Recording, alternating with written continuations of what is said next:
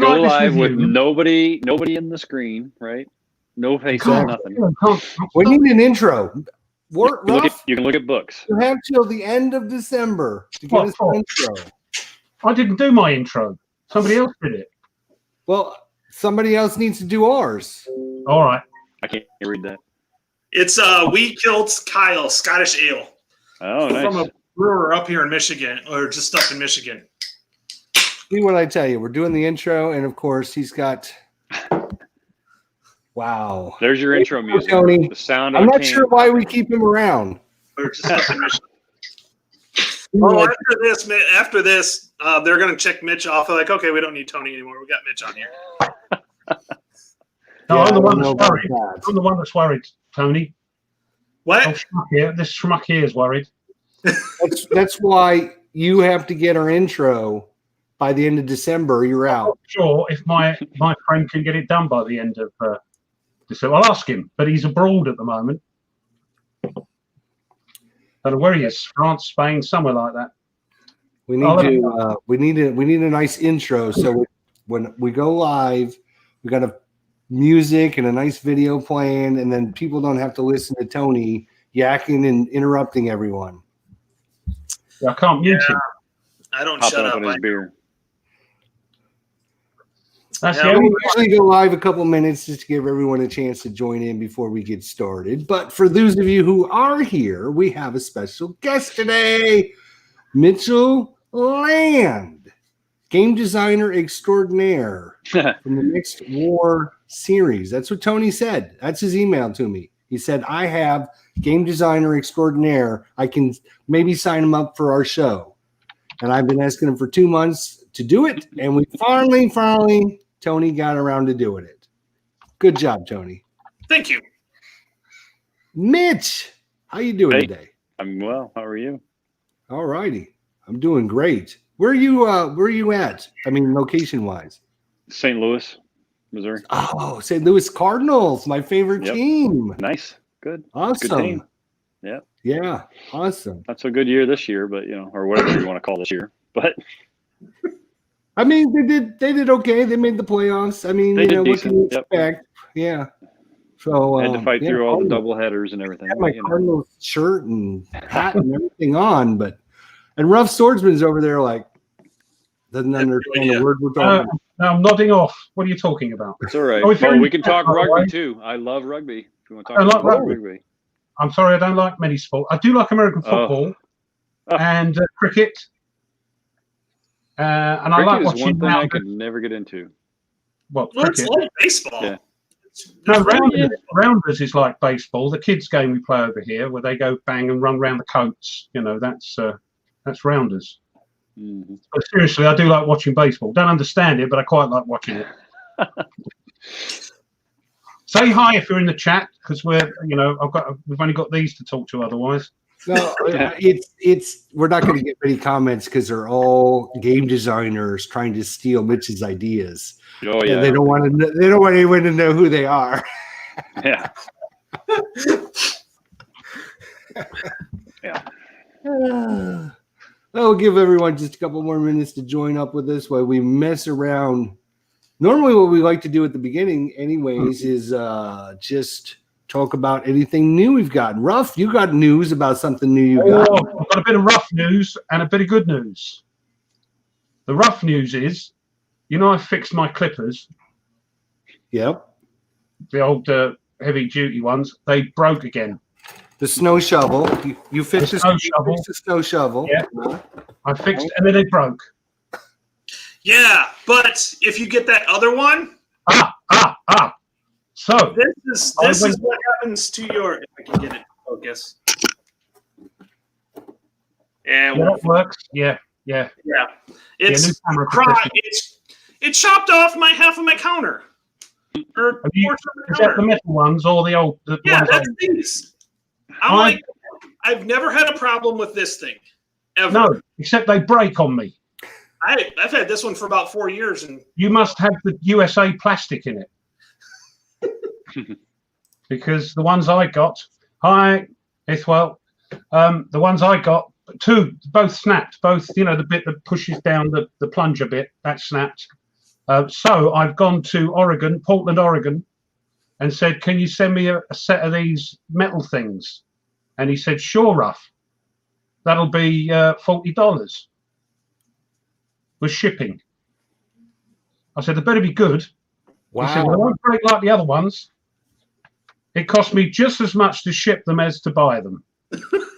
So anyway, I bit the bullet, and because you can't get them over here. So I've bitten the bullet. Hopefully they've left California.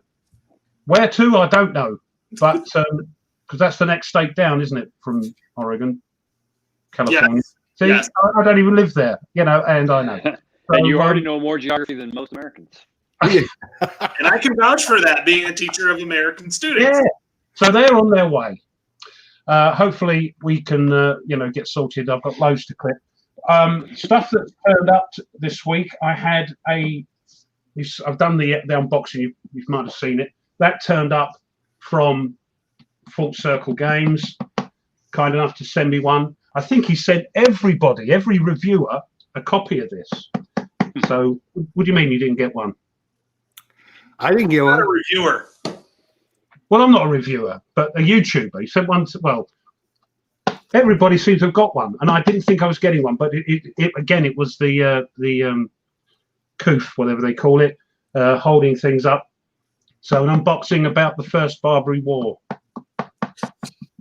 in 1801, was it? Where you sent across a fleet of Yep.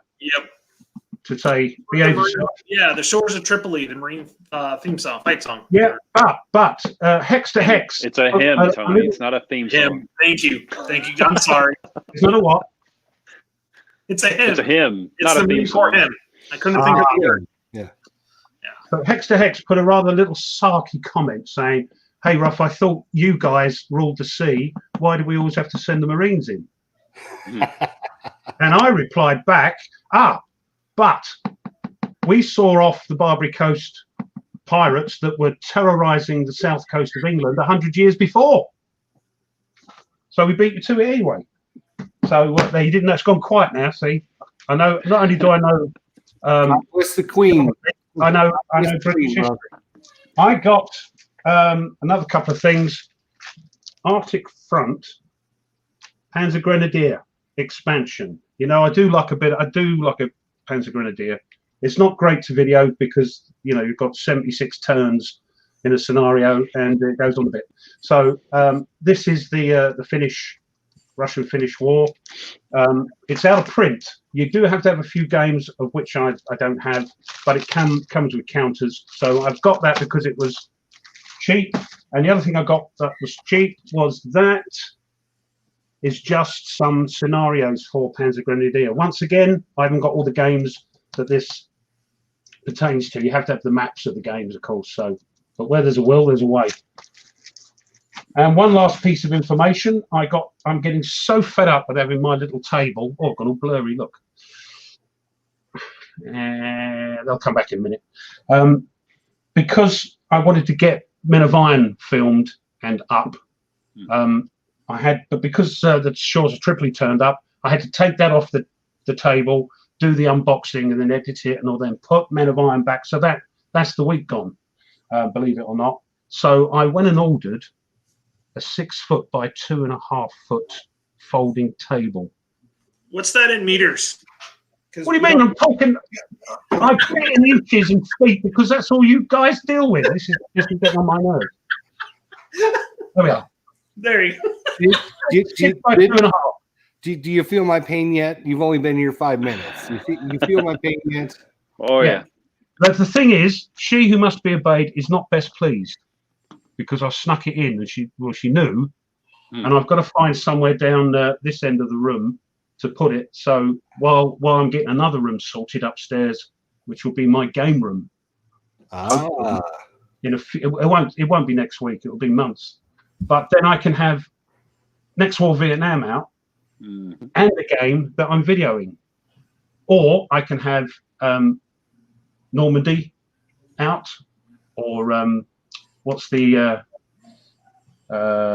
crikey, the other two mapper set in the desert. Dark Sands. and get that out. You know, things like that. So I'm really looking forward to getting that out. I'll shut up now. I was going to say, it's all about you, Ruff. Go ahead. I mean, Mitch is only, he's only here for and I had a lot of info. hours. You might as well make it all about you, though. Mitch, you get any new games this week? I got High Frontier for All. Showed up this week. The Kickstarter. Actually, I had High Frontier 3, but, I'm a sucker for that space game. So I picked that up. And then OCS Korea. I finally bit the bullet and got version 2 on the MMP sale. So that showed up this week. So that was pretty exciting. How much did you spend on the MMP sale? If you don't mind. That's the one game I got. Oh, okay. So whatever that was, I spent a few dollars, just a few. Yeah. Well, which was a lot. There aren't many that I don't have. So. Well, that's true. See, you probably already had them, and I didn't. So. Right. Tony, did you get anything new? No, but I finally ordered the Hedro, the ATS Hedros, the first module for that one. I got it off. Nice. I got it off of Noble Knight cheaper than I would have gotten it off of Critical Hit. So Noble Knight, and also they take pictures of everything that's in there. So So you actually know what you're getting? Yeah. So it's a great idea. You should go into marketing. We should probably add that to the list of things we're going to talk about. Yeah, I bit the bullet because I've been wanting to get that because it's the geomorphic boards, and I really like the Make the Rubble Bounce, which is the other kind of small sets.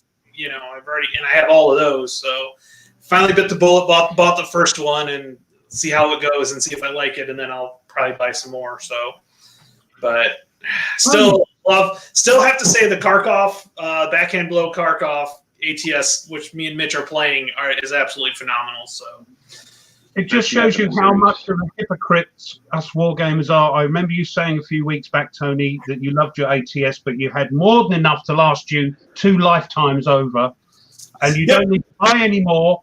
And there you go. Look at you. See, we're hypocrites. We are terrible. Don't need any. I've got plenty. I'll never have to ever get a new one. And then every week we ask, what's the new on the table? And it's a whole segment. So yeah, terrible.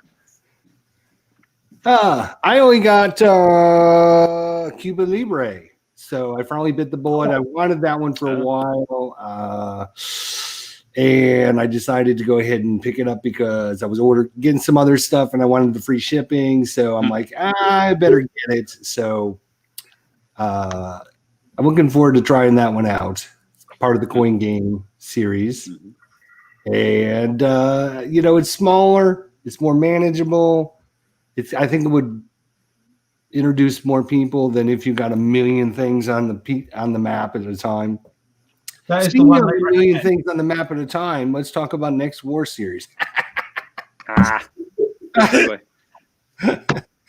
So, for those of you who don't know, Mitch, you are game designer for the next War series. So, I've got a lot of questions about game designers. I don't know if you watched some of our previous shows because I didn't talk very good about game designers, but we stuck up for you and said next War series on YouTube is actually got some really good videos, and I did check it out, and you do have some really good videos. So you actually use quality components with lights and everything, so you can actually see the videos. I appreciate that. Yeah. Well, I mean, a lot of people had asked for them, and and don't get me wrong, I'm not a videographer or whatever you want to call, whatever, but so I did the best I could, and I appreciate comments. So, but yeah, I mean, and they're broken up into here's how you do this, here's how you do this, here's how you do this, and then I think there's a couple of playthroughs. It's been a while since I did, but I think there's a couple of playthroughs in there too of going through a game turn, kind of abbreviated or summarized, but stuff. Right. It gets you the general gist of how to play, right? Did you start the YouTube channels to kind of introduce people to the next War series, or did you kind of already were going to do that, or? He's thinking about it. No, I didn't. I'll give it a shot. Right. I'll give it a shot, but it turned out that I kind of I made the list of here are the systems that really get a lot of questions. So let me make a little, 4 or 5 minute segment, whatever it is, how do you do air superiority? How do you do cruise missile strikes, right? Whatever the topic, small topic was. I'm like, okay, check. I'm done. So, right. I can't wait. There's so much in it. oh, yeah, It there's make a lot. the brain go. It's fantastic. I've made my way through India, Pakistan, because when I got into the series and I asked Mitch, I said, which one's probably the best one to start? And he definitely said the India, Pakistan. Because it doesn't have the naval or any of those other rules. And I made it through all the standard scenarios, and it was fun, even just the standard scenarios. But I've watched the advanced game, and I'm definitely ready for moving on to that, because there's a lot. Special fault is cruise missiles. I want it all. But, Yep. I'm looking forward to it.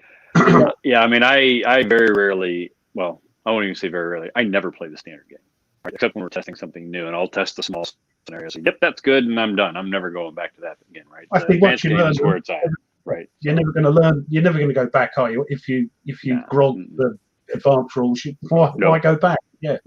I dropped the standard rules, and I'm ready to move on to the advanced rules. But that's I learned.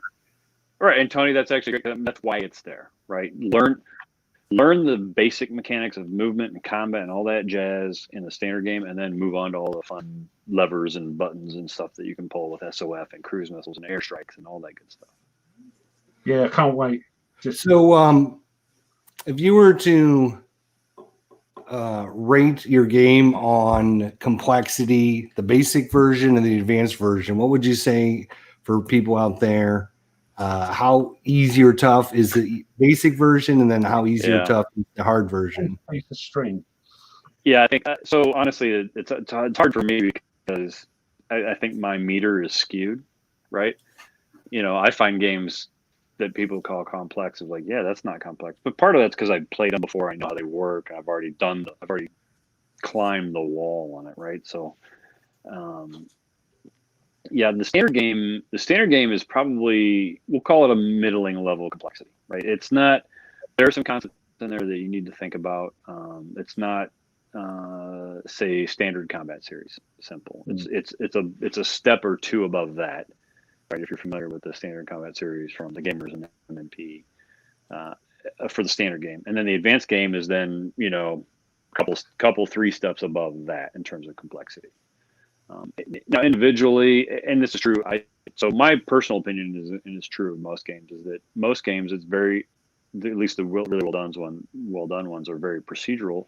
Once you get the procedures down, they're not that complex. It's how do you weave them together that becomes the complex part, right? So it's the mastering of the game that really becomes difficult, in my opinion. But I'm not trying to say Next War Series advanced games are easy by any means.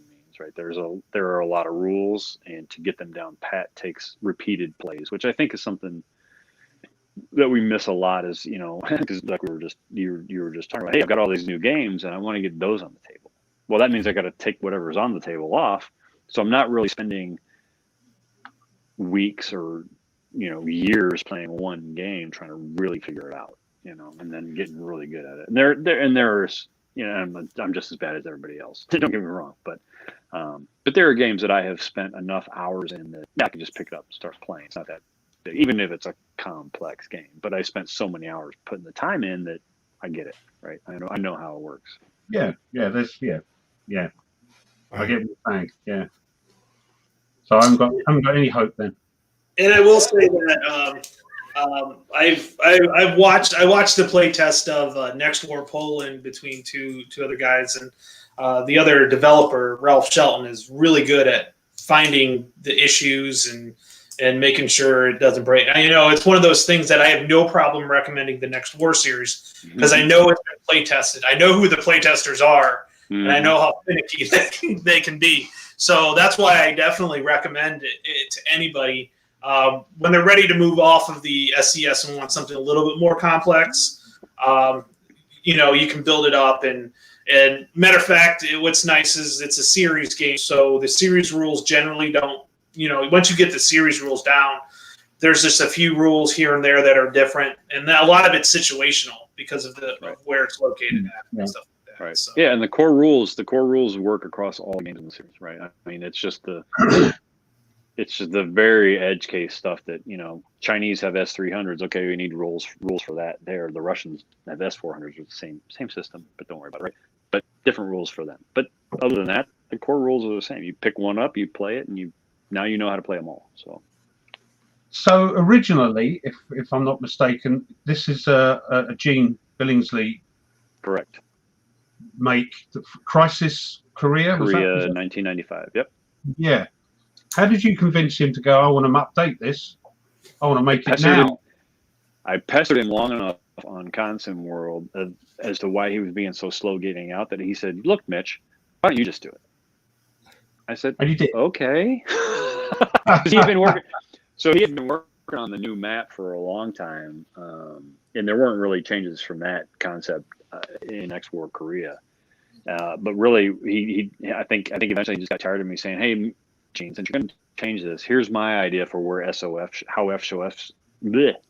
should work, and here's where I think it should be in the sequence of play." Because you'll notice if you pull out Crisis Korea, the sequence of play is a lot different, right? Things have been moved around. We've changed some things just to make it even better and really, in my opinion, kind of really capture the modern warfare aspect of it, right? But yeah, Gene, I fully acknowledge that I built on the shoulders of somebody else. No. I'm just saying. I just wondered how you convinced him. You just pestered. Yeah, it really was. It was so if you go back on Consim World and you go back to that forum and you go way back, you can find the stream of he and I going back and forth, and then it's switched to private email correspondence of, "Hey, Mitch, why don't you just do it?" Okay, sure, I'll try it. I mean, how hard can it be? So very hard. Put that out there, because you look at that last post of really, "Hey, I'm going to start doing this to when the game came out." That'll tell you, years of work. But yeah. Well, that's what I was actually going to ask you next was what the process of actually updating it, figuring out how to update it, what you wanted to update, how you wanted to change the rules to make them more streamlined. That took a couple years to do that. Yeah, that's pretty much the biggest hurdle was the transition from Crisis Korea to Next War Korea, right? That's when most of the series rules solidified, and we did all the changes that we were going to do. The biggest changes are in the clearing operations as opposed to the, I don't know if anybody has access to the old Crisis Korea rules, but it was an advance and you had to roll in this table and all this. So we changed that to the clearing operations rules. A lot of the advanced air rules have changed, not significantly, but materially they've changed. The naval rules are all new because Korea didn't really have much of a naval game because it didn't need one, right? So that kind of came along with Taiwan and has been refined over the years. But the bulk of the work was figuring that out, and then the order of battle work, right? Gene had done some initial work on it, but then I had to pick up that and figure it out. And one of the sad things about near future modern war is you're limited in what you can know, right? I mean, it's not like we have decades worth of scholarship on this particular company was in this particular hex grid or whatever at this particular, right? We have Wikipedia, the public national site of the armed forces, whatever nationality you're trying to look for. And then there is a pretty good resource called the International Institute for Strategic Studies, which does a pretty broad overview of, pick your country. They have X number of these kinds of battalions and X number of these kind of battalions, and they use all this equipment and have these many airframes and that. But so you kind of have to take all that information together with news articles and say, yeah, I think they kind of look like this. And you put your stake in the ground, and that's what you go with, right? But that's why in the supplement you'll see updated orders of battle as things change. Because it's now, isn't it, or in the near future, not what if, like World of War 85. Correct. So you've got to be up to date and think if it happened tomorrow. It's as close as you can get with publicly available information, and it's not absolutely correct. There's no doubt about it, right? Because nobody's out there posting their secrets on Wikipedia, right, or even their public-facing website. But it's So I'm going to say this, understanding the irony. It's close enough for government work, obviously, right? Sorry, Mitch. What did the Chinese think of Next War Vietnam? You know. Well, they keep printing it, so. Or the Russian. No. Well. Yeah, I honestly have no idea. I know there are Chinese wargamers because they buy the game, right? Yeah. I have no idea what they think. I haven't gotten a lot of feedback from that part of the world. So. And Putin hopefully they love it. Well, I hope so. And Putin probably goes, "We'll get some ideas." Absolutely. Yeah. This is how we win. Oh. That's how it's going to work. Yeah. The Chinese have got some strict import policies, and if they don't agree with whatever they're importing, they will ban it. There's a lot of computer games like that. Some computer games have to change some of the coding and everything in the game because the Chinese won't let it come in if it looks down on them. You know, that had but that they will big absolutely print it and ship it out. Yeah. I just wondered. It's quite paradox, isn't it? Really? Yeah, a little bit. Yeah. To go. I mean, we years ago at some point we were joking that because I do some work for GMT for the website, and right after Next War Korea came out, maybe a year or so ago, we experienced a DDoS attack, the denial of service attack, and so the joke going around the company was, oh, they didn't like what we said about them, so they were trying to take us down. But I don't think it was really that, but it was so fun, right? Because I mean, you do think about those kinds of things of what do they think about this? But I don't know. It doesn't keep me awake at night. Let me put it that way. But, fascinating, isn't it? Fascinating. Yeah, it is. And they go pretty quick on the P500, so it's a really popular series. Yeah, I was actually shocked about Next War Poland. That one really climbed fast. So I was like, well, we hit a nerve on that one, right? Right.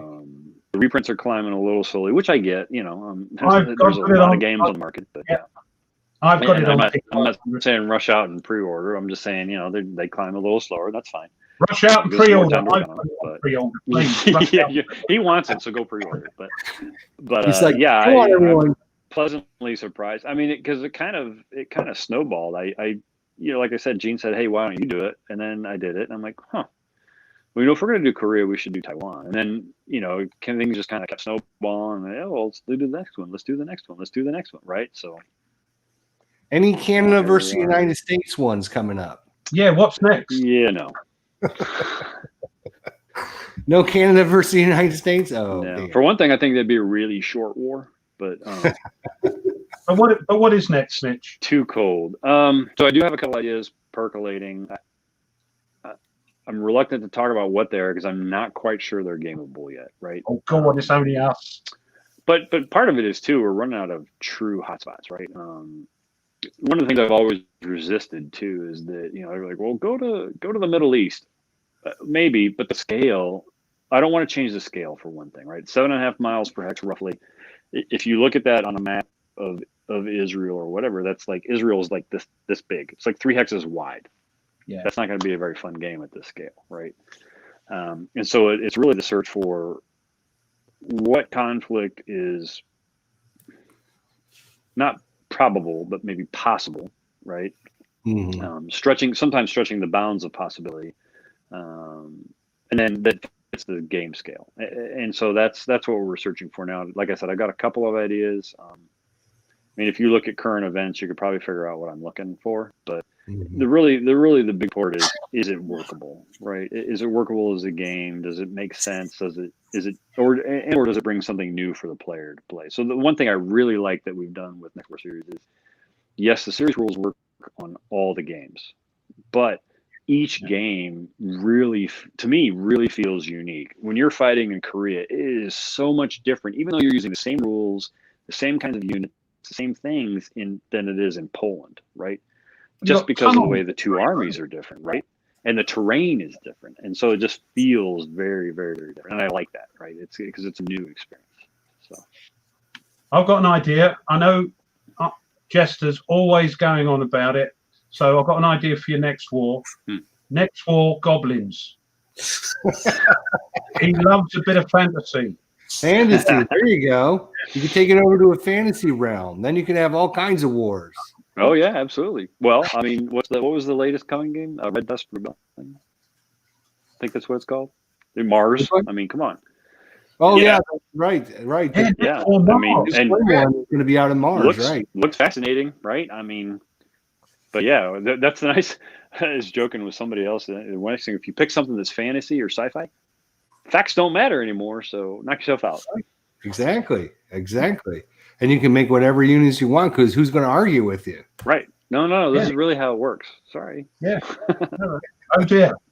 Yeah. Well, Although, I mean, it's okay. That's not a bad thing because I've seen some of the responses between Mitch and Ralph and the couple of the other players out there that are questioning the validity of some of the stuff they use, and it's like, really, just come on, guys. Right.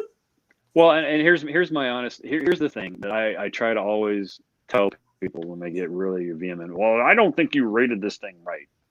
Okay, that's fine. My opinion is this. Your opinion is that. I am not at your house. I am not telling you how to play that game. If you want to make X value for this unit, nobody's going to come into your house and hold a gun to your head and say, nope, you got to play it like that, right? Yeah. It's your game. Once you buy it, it's your game. Do whatever you want with it, right? Now, again, well, the counter doesn't have my value on it. Well, I can't help that part, right? Yeah, but ratings and things are very subjective, Correct. One man's 6 is another man's 4, or another man's 9, or woman's Absolutely. 9. Sorry. Ladies do play games. Right. So it all depends on that Correct. and your experience and everything, doesn't it? Yep. And I'm a tinkerer. Like I'll get a game, somebody else's game, and if I don't like the way something works, I'll just change it. I'll just change the rule or play my way. As long as my opponent doesn't, disagree vehemently, that's how we play. So, is there? Do you have a list of optional rules in the game so you can introduce these if you like them, or not introduce them, or do you just So the series rules have optional rules themselves. So for instance, the standard game has no supply rules, none, because it's just it's hand wave, wash, whatever you want to call it, right? They are optionally, optionally you can play with supply rules, and they're a very oversimplified version of the ones that you'll find in the advanced game. They're not similar by any means, but they kind of work the same in terms of tracing supply, right?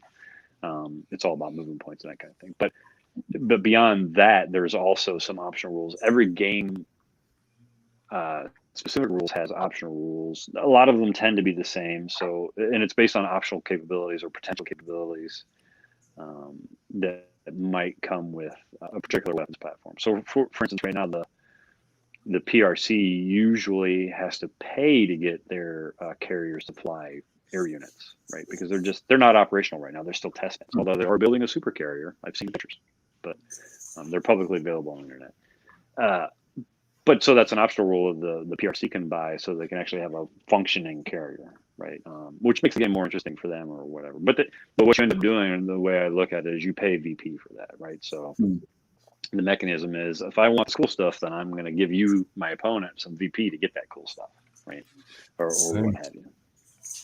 Yeah, I'd end up with none. I'd end up with no VPs because I want it all. I want all this, all this stuff. Yeah. When the average person thinks of potential trouble spots in the world, I expect the Middle East is top on a lot of people, Chris. No doubt about it. It's the wrong scale for this particular system, right? Yeah, it could be trouble there, couldn't it? Yeah. Sorry, can I interrupt this rather sort of educational and very highfalutin type of conversation and ask you to put Steeler-Fan in the naughty corner, please, because of his comment. They won't let it lie, will they? They won't let it lie. Not for you and me. Yep. Well, that's kind of an ongoing joke here, Mitch, is Rough Swordsman and Tony Board Life Rommel couldn't even get into France. They kicked him out. They said because this is on my table? Ooh. Oh. Wow. Nice. Ironic. Isn't that fun? Maybe you could send some videos to Tony on how to do that. Charming. Hex to Hex had a question about, I was going to ask this question as well, about stuff before Next War, life before Next War. Of course, you were co-designer with Gene on Silver Bayonet. Yes, it actually came after Next War, but yeah. Ah, I thought that was back in, because they've done a 25th reissue. So, is that the one? No. So 1990, I guess that's the right year, right? Gene and whoever MNT were at the time, I don't even remember, but put out Silver Bayonet, Airbridge to Victory, and I forget what the third one, Operation Shoestring, I think, Guadalcanal. Anyway, put out those 3 games. It was the first 3 games that GMT ever put out. And so fast forward 25 years, and I had talked to Gene. This is post Next War Korea. Are you pestering him? Yes, pestering again. Well, so one of the things I want to work on is a Falklands game, and I thought that the operational series rules might work pretty well because there's a naval and a land component in Guadalcanal and Operation Mercury that I thought I might want to move over and try to use and massage and turn into a Falklands game. And so I approached Gene about that, and he's like, well, that's fine, but here's what I really have been thinking about. I really want to redo Silver Bayonet. I'm like, and I think we should do that first. So I was like, okay. Because, when Gene says, I want to do this, I'm like, okay, that's fine. So that we ended up collaborating on Silver Bayonet. He did all the map work. That's why the map is just absolutely phenomenal, I think. It's great. It's another one on my radar. I love it. It had just all the, I think we used 50,000 to 1 level maps, and just did a huge deep dive on the terrain analysis and just kind of made it just right.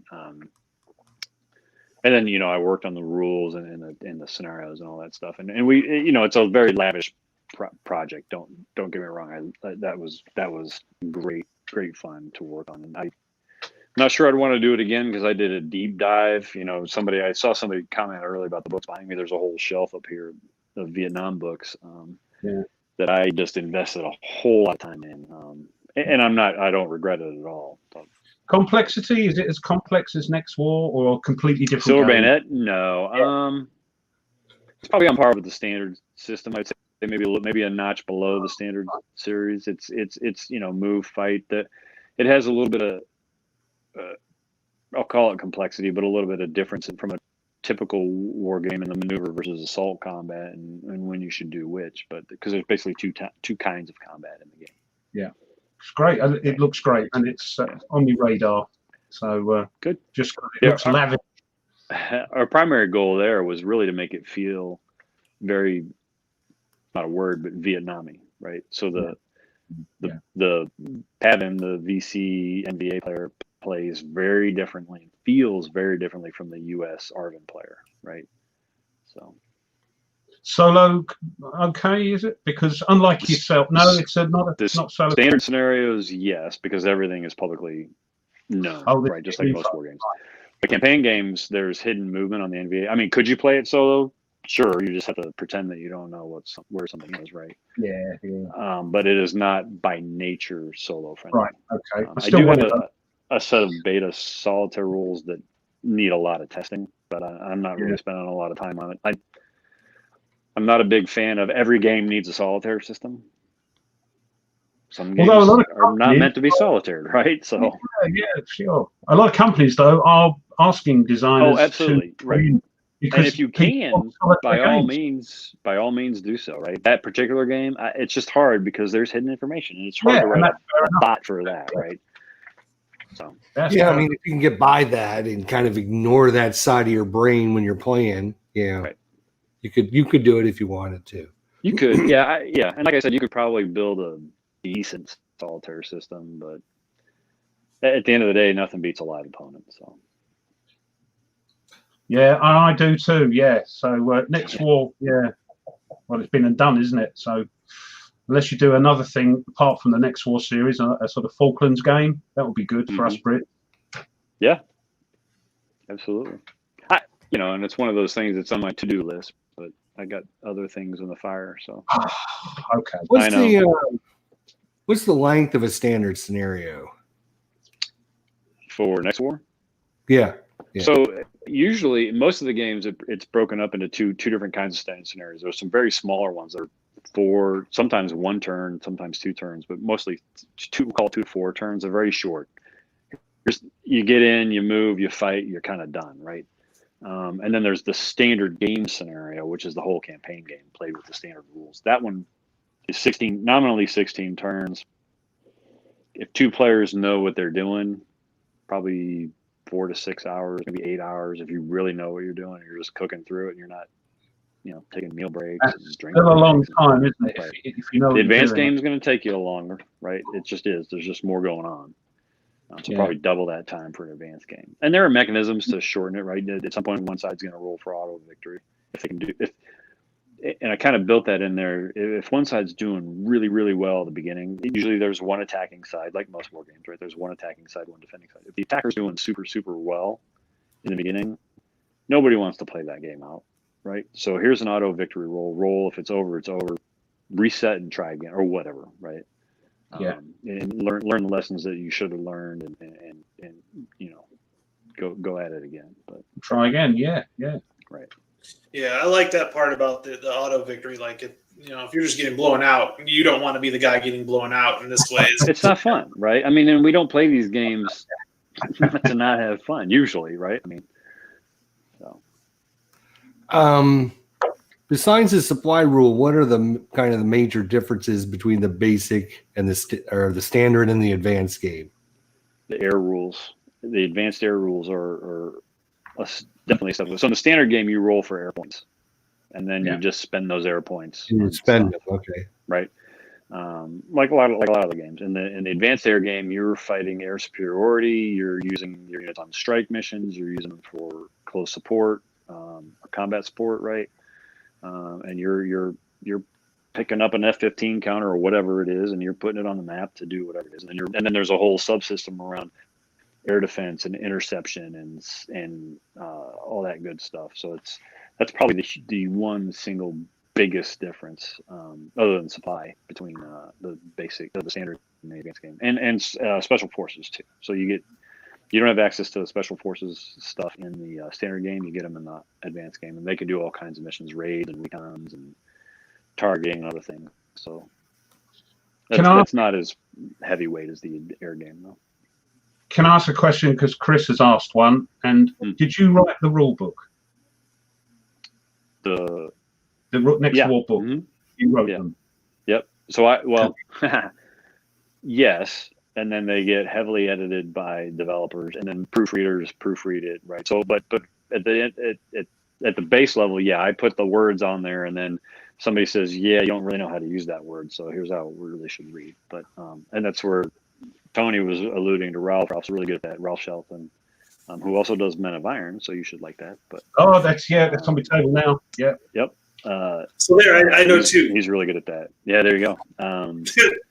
But yeah, and it tends to be a collaborative effort. But at the very beginning, I had to put all those words on paper, which is but you put the core down, and then somebody took them and molded them into a lovely readable. And that whole process is here. It comes out of your brain. It goes on paper. You refine it a little bit, right, internally, and then you Ralph and I, for instance, for the next war series, Ralph and I will talk about particular rules or whatever, and play test it ourselves first, and just kind of get it down to we think this is how this should read, and we think this is pretty clear, and then we'll put it in front of a playtester group, right, and they'll either say, "Yep, we get it," or "I don't really understand this part," and then you rewrite. Doesn't make any sense to me, and then you rewrite, right, or you tweak a word, or you whatever, right.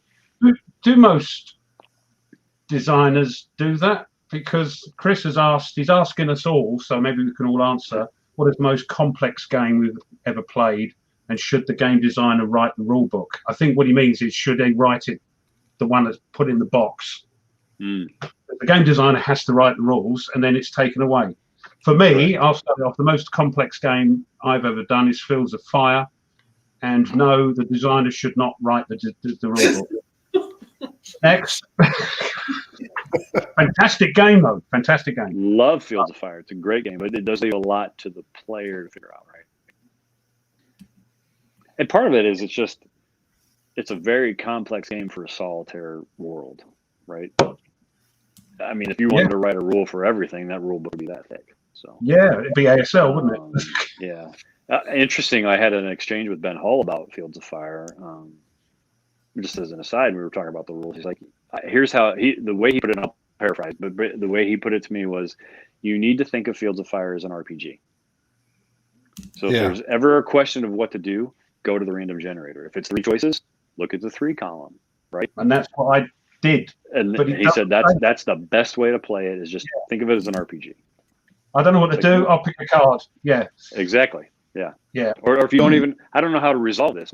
Well, if it's a binary choice, it's a 1 or a 2, pull the card. Yeah. Well, it's 2. That's what it is, right? And it may be different next time. So, fantastic game, though. Yeah, I love it. So, what's the most complex game you've played, Mitch? The most complex game I've played. So, again, with my skewed sense of complexity, I mean, I put Battles from the Age of Reason up there. I was gonna mention that. Yeah. I mean, as a game, so I don't find it complex anymore. But then again, I've played it for 10 years, right? I know that game inside out. That ATS is a relatively complex game. There are a lot of rules and there's a lot of interactions in it. We played it for years, so. But this is what I say: is it complex, or is it because it's got a lot of rules that you have to remember? I think ATS in particular, it's because of the rule density in terms of. So, for instance, if you're playing a particular scenario that has a lot of the side rules that you don't use a lot, like hedgehogs, defensive works, and whether you're in full cover or not, and how does that work, and do you shoot at buildings and all of that. Now there's a lot of rules that you don't use on an everyday basis, and that's where it gets a little complex, because those are the kinds of things you just don't retain, right? Yeah. I mean, at the end of the day, ATS is a really simple game. You move, and you shoot, and here's how it works, right? But you got lots of stuff. Right. It's when you get into the weird situations. So, I think part of complexity is exactly what you're saying. It is how many of the rules are you going to need to know at any specific moment in time? Correct. If you play with all the rules all the time, the game is not that complex, because you play with all the rules all the time. You know the rules. You'll eventually remember them. Yes. It's the ones. I got my start in wargaming with ASL and doing videos. That's how I started. Doing my YouTube channel is doing ASL videos, because no one else is out there was doing them. Mm-hmm. And I've been telling people all the time, ASL is not a complex game at all. It is, you use 90% or you use 25% of the rules 90% of the time. It's those other parts of the rules that you need, that you never use to look up. You never have to look up, well, what do I have to do on a attack? Because you use that all the time. How does the movement work? Right. Yeah. I think complexity all boils down to how much are the players going to have to know the rules for every situation that's going to happen at a certain moment in time during the game. Yep. And I agree. Absolutely. If you never... I was going to add on to that. Yeah, it's timing game, right? And I know, a lot of people have written or talked about that. It's just, and we even talked about it a little earlier. People aren't spending a whole lot of time with one particular game for a very long time, an extended period of time. That's the only game they play, right? I'm not saying that's good or bad. I'm just saying, if you want to get to that deep understanding of the rules, you have to spend time with the game. There's a lot of games out there now. A lot of games out. We play them all, don't we? So yeah. Yes. Well, and that's where I think series games come into helping on that, because I used to think OCS was kind of, if you would have asked me 3 years ago what's the most complex game I've ever played, it would be a mix between OCS and ATS. And I've played both of them. I have Kev Big Board I play OCS with, and Mitch I played ATS with. And I even said last time we played on, Monday night, I said, I've got the basics down. I just want to start learning the small, like using the LATRs to go after tanks. And I know the only way to play it, the only way to learn it is to play it. And that's the one thing I've noticed, is that the more I play ATS, the harder it is for Mitch to beat me. I've yet to win, at least in a decent scenario where it's going to count. But one of the best ways to learn is to get your ass kicked a few times, right? Yeah, and but it's always fun because we always come away with this, at least one or two stories of, and I told these Mitch, I told these guys about the satchel charge that you threw at me, caught it, and it threw it back, and it caused more damage to you. Yeah, you're the one that threw the satchel charge. Yeah. Which to me, I mean, to me, that's the sign of a great game is when you're still talking about that particular incident weeks or months later, because that game told the story, or that incident just stuck with you. That's why we play them, right? We're social creatures. So yeah. Yeah, it's not the dice. It's not the game. There's a certain bit of that game that you will remember forever. Right. Because that's what I love about. Yeah. If it was about winning or losing, we'd be putting money on the game. Yeah. It's the journey that we get through the story, through the game. That's right. That's totally Right. It's like rolling that dice and just going, okay, here's the die. Right. Here we go. Can we do this? And you're like, okay, I got to make this because if I don't, but I'm getting to the point where, in Clay, Steel Stone actually put a good comment on there. He says he doesn't think war games are complex. They're just certain ones are more tedious than the others, and I think that's a way of saying that it's not the rules aren't complex. There's just a lot of them, and you don't use all of them all the time because even with ATS we're playing. And we're not looking up many rules, but it's always that odd rule that we never run into. And, I actually hit with the LATR and we're like, okay, does that just kill it? Or, so part of that was remembering what kind of vehicle was that, an APC or an AFV? Because it makes a difference, right? You just look it up and this is how that works. Yeah. So, I mean, so as soon as you get that mind frame down, all these games that you think are complex are actually just not complex. There's just a lot to them. Yeah. That's my idea of a complex game. There's just more rules to learn. Correct. And to be perfectly honest, like I gravitate towards the more, we'll call it the complex spectrum, because this is going to sound bad, because I moved beyond those other games, right? I don't even like them anymore. And that could just be me, right? I'll play a game that's very, very, very, we'll call it basic, and it just doesn't grab me anymore. And I don't know if it's because I want the chrome, I like the chrome. I don't know. I think you get what's the word? You get used to that level of chrome, I suppose. And if it hasn't got it, it doesn't ring your bell, so to speak. Yeah. Exactly. I have trouble with basic games. I still forget rules, but you play it and you eventually. Yeah. Especially with my subscribers tell me I've got it wrong. You play it and eventually you remember. Yep. So But as you Steel say, Stone and I have had that conversation before. Is that if it's worth spending the time with those games, most of those games. There's some games it's not worth spending time on, but that's a more personal choice, right?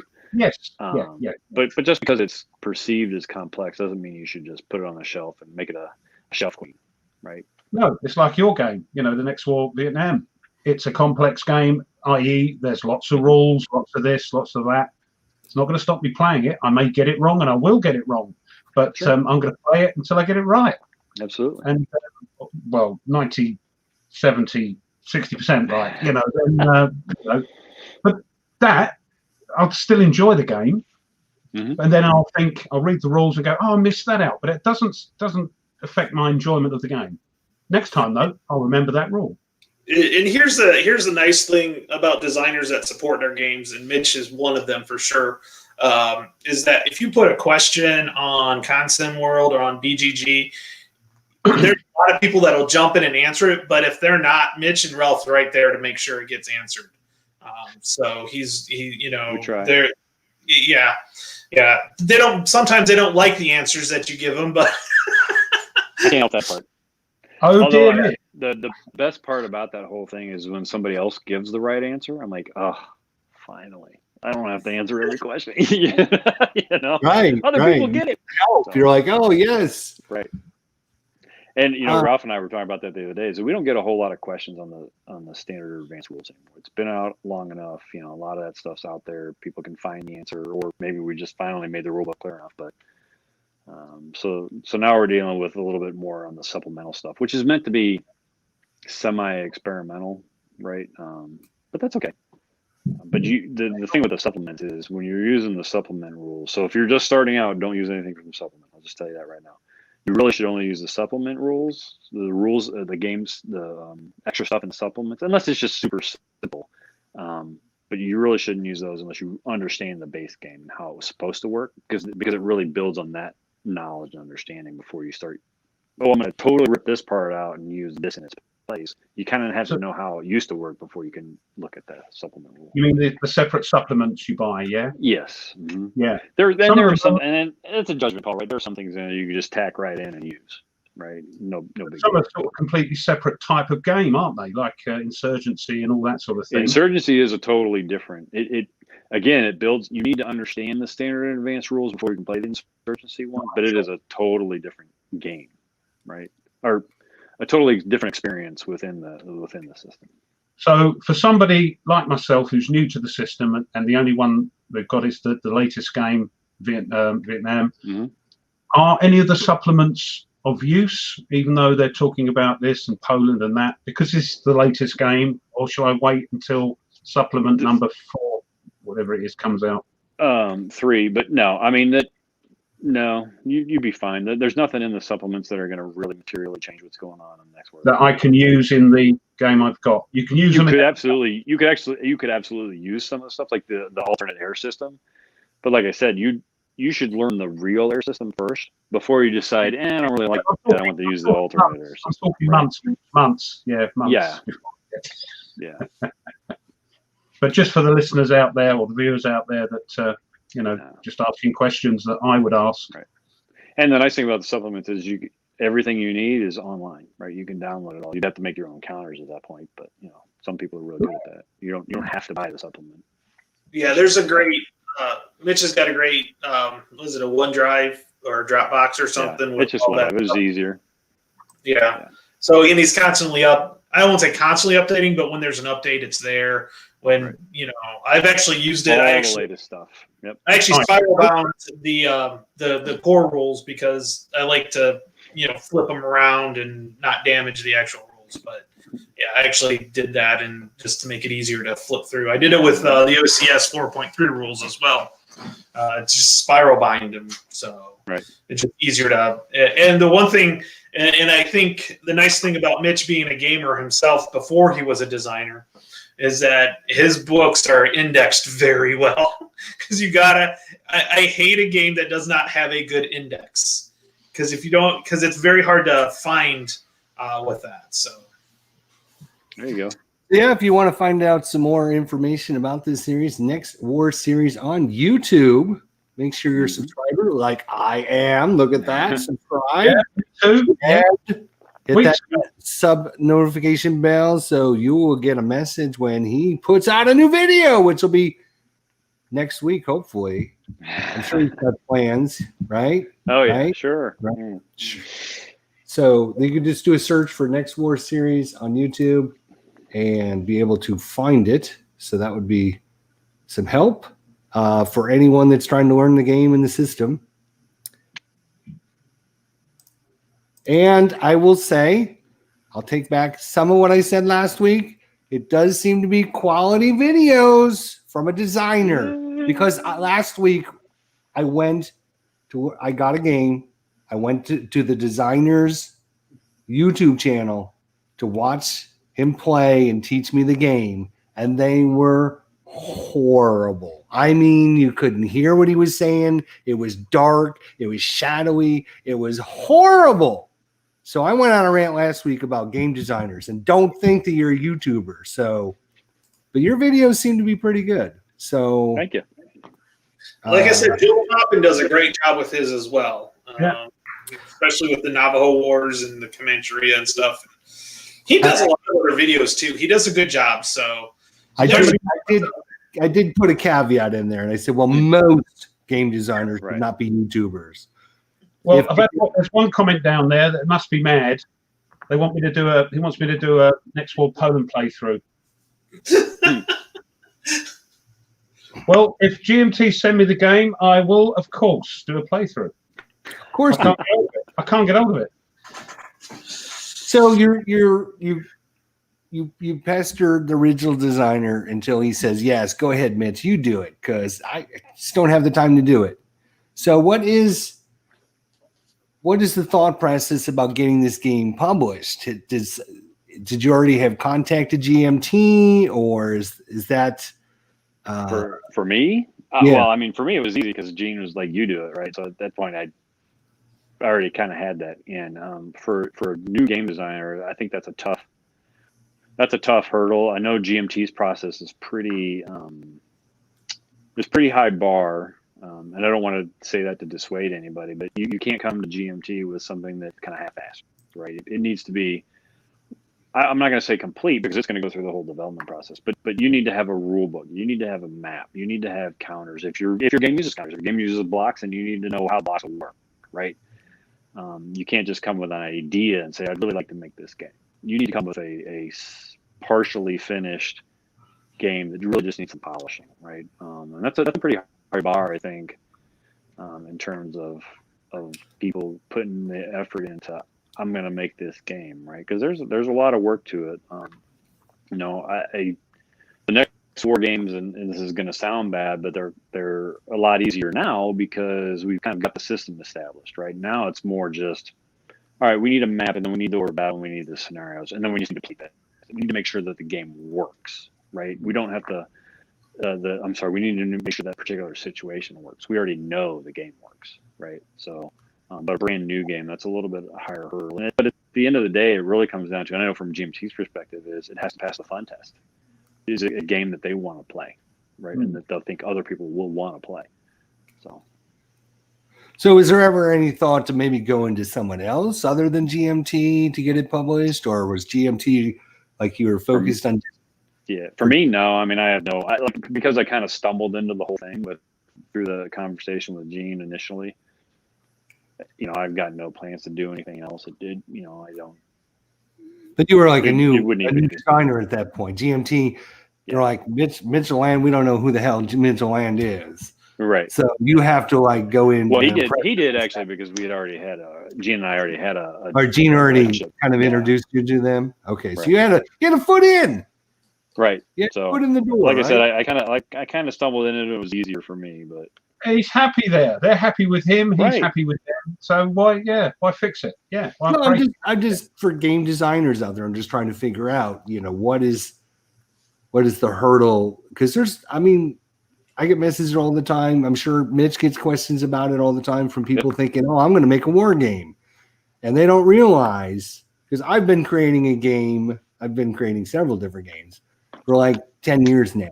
And they're still in like beta, alpha form because I can't get to the next hurdle because it's so much time and effort to very, very much time and effort. Design things. And anytime, and Mitch, you can go talk about this. Anytime you make one little change, it changes everything else in the game. Potentially, yeah. There's a ripple effect, right? And that's one of the things you have to kind of watch out for is if you start messing with some of the fundamental underlying systems of whatever it is you're designing, you need to make sure that you're not changing this here and breaking it over here, right? So because of some weird ripple effect that you didn't even think about. And honestly, that's where playtesting will come in a lot. So as a you're a budding game designer, you're thinking you want to redo this, but you got all these hurdles. What did you use other games as inspiration to come up with some of your systems, or did they just kind of you sat down with a pen and paper and just wrote down notes? What was your thought process about how am I going to get over this hurdle? I need to come up with error rules. I need to change the way the flow of the turn is going to go. How did you go through all that? I mean, I know there's a lot to go in it. But. There is. I laugh sometimes because I know there are guys out here that they're designers out there who put a lot of thought. That's going to sound bad. Put a lot of thought into that up front, right? How it should work or whatever. I'm more the dabbler and experimenter. I'll look at a rule or whatever and say, well, what if I did this? And then we'll test it. Okay, that worked, and then it'll go through the scrub test. But is it realistic? And I say that with air quotes. Is it realistic? Because let's not get into the realism conversation. But that was my next question. Yeah, but really, it's more of a for me, it's more of a hypothesize, test, evaluate, and then either throw it away or keep it kind of a deal, right? But it's really akin to writing a novel. You put a lot of words down and half of them get cut. Absolutely.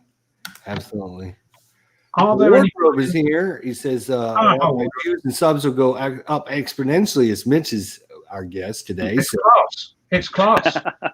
I tell you, it is. Oh, love that. So, Mitch, any plans? You've revamped and modernized and improved. I don't know. Next War, Silver Bayonet. Are you going to be bringing back into the 21st century any other games from GMT? Hopefully, yes. So one of the ideas of Silver Bayonet, like I talked about, could the underlying system be used as something for the Falcons, right? But what the other thought was maybe that it will also then translate into, well, maybe we need to redo Guadalcanal or Op Shoestring, right? Or Air Bridge to Victory. We had actually started to talk about Air Bridge to Victory, and then Mark Simnich decided he wanted to do Holland 44, and there was no way to compete with that, so we kind of shelved that for a little while. So, but yeah, I think some of those older games can with a polish, deserve a retreatment, right? Yeah, and any don't, but any spring to mind? Any spring to mind that need revamping or polishing and bringing it up to date? How about revamping and polishing? I mean, I'd love to redo Air Bridge Victory. That's just one of the games that I got my teeth on.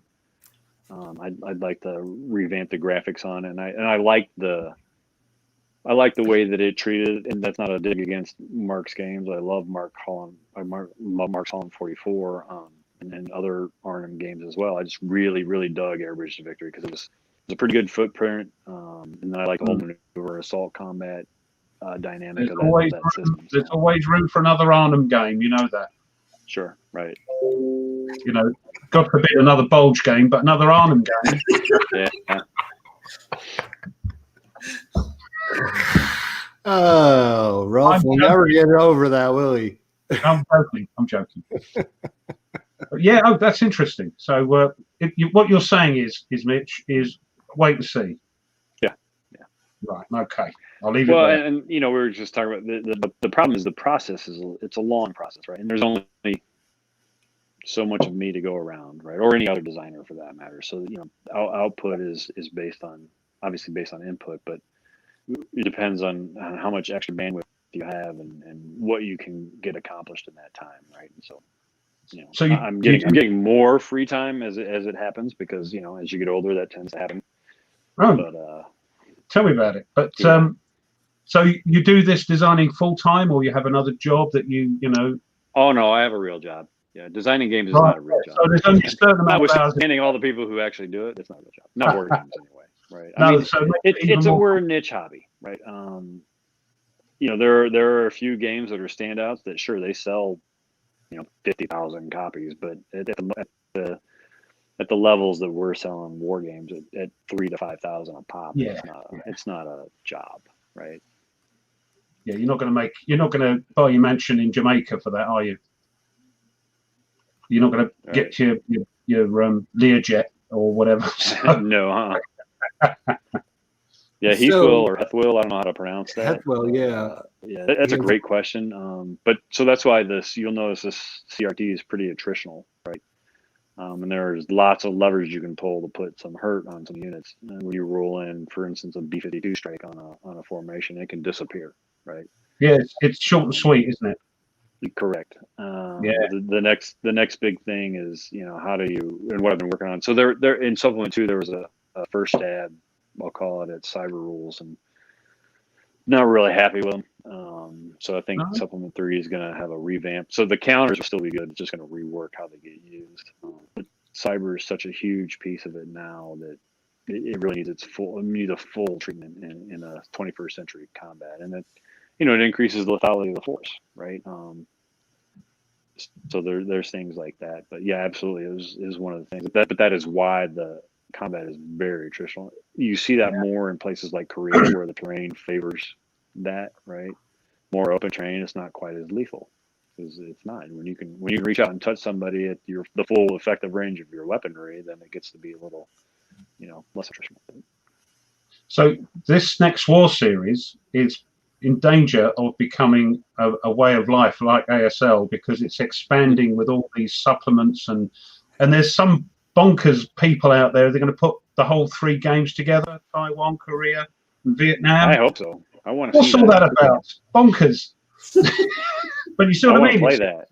Yeah. It's a thing you can get hold of. I have seen Korea. So at a con, I have seen Korea, and that video, part of that video was on that YouTube channel, where Korea, India, Pakistan, and Taiwan were being played at the same time. India, Pakistan is kind of a sideshow as far as that concerned. I'm taking the call it the China trilogy is Korea, Taiwan, and Vietnam. Yeah. That as a combined game, I think, would be fantastic. There is, I forget the guy's name. He was setting it up, and he had like a football pitch and side room, and he was setting it all up until I've got it over here. And I think, you're bonkers. You're gonna need a pretty big pretty big room. Yeah, some people got big rooms. I used to have a huge room. And big brains. Yeah, right.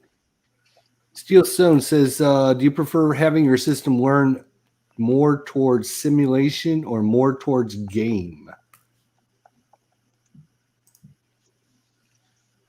Me? I like simulation. He knows that already. That's a softball. He's throwing you a softball. I know, he's throwing me you can knock it out of the park. He's getting you chatting. But then the question becomes, what's simulation? What level of simulation? Because I know, he's just come off a play of Campaigns of North Africa, which I don't want to count how much water I'm having to boil my pasta in. That's a little bit too detailed for simulation. And I get that the game's not all about that, but that's the canonical representation of that's a little bit too detailed, right? I do like detail in my games. I like Chrome,